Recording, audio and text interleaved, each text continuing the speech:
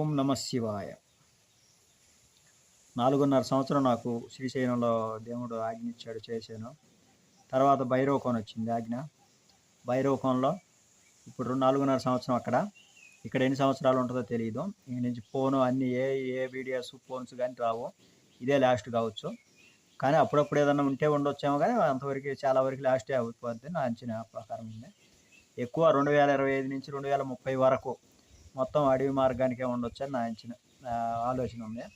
ఎప్పుడన్నా వస్తే బయటకు వస్తే సామాన్ తీసుకోవడానికి వస్తాను, కానీ మిగతాదంతా అడవి మార్గంలోనే నాకేంటే ప్రశాంతంగా ఉంది.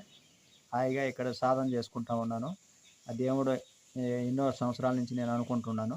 అది ఎన్ని సంవత్సరాలకు కానీ కాక నాకు ఆజ్ఞ నాకు లభించింది. ఇక్కడ భైరవకోనలోనే సాధన కొనసాగించుకుంటాను కొన్ని సంవత్సరాలు. తర్వాత వస్తే బయటికి రావచ్చు 2030 నుంచి.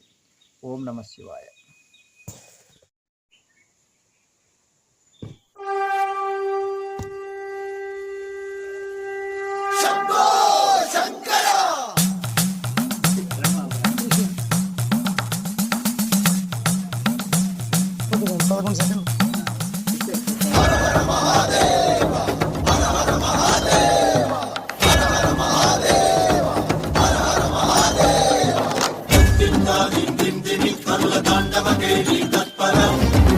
మంజుల సింజిని చతుల లాస్య వినోదవ శంకర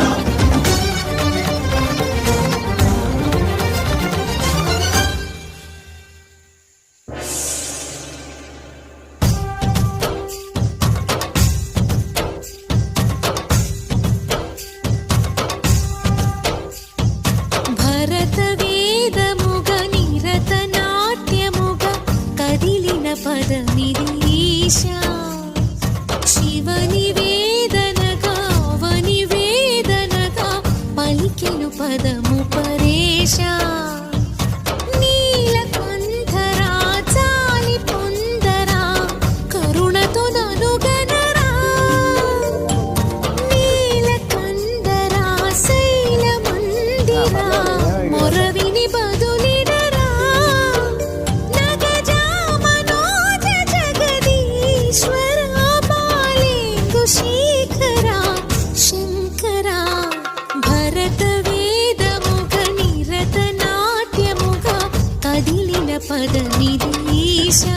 అందరిలో ఇలా సేవాభావం చేసి ప్రతి వేదనగా వని వేదనగా పలికెను పదము పరేశా. తిరుగు స్వామి.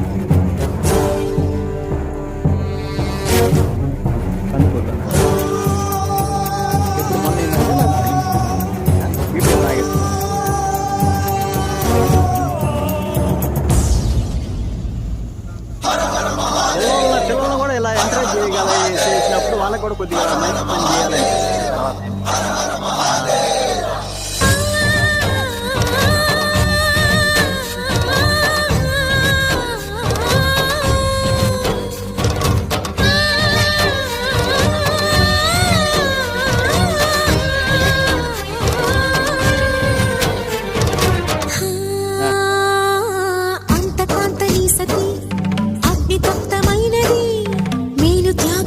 తాను నీలో లీనమైనది ఆదిశక్తి ఆకృతి అత్రిజాత పార్వతి తానువైన ప్రాణధవుని చింతకు చేరుకున్నది.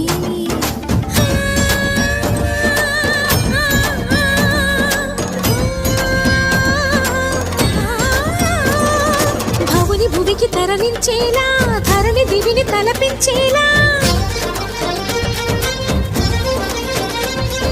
రసతరంగిణి ఎదిని నృత్యరతులు చేయగలిగే వేళ. భరత వేదముగ నిరత నాట్యముగ కదిలిన పదమిది ఈశా. శివని వేదనగా అవని వేదనగా పలికెను పదము పరేశా.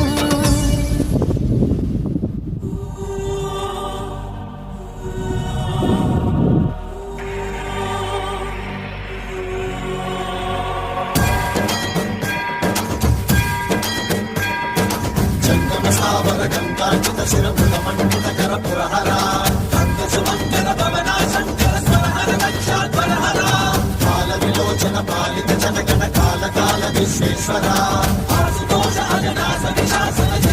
జగదీశ్వర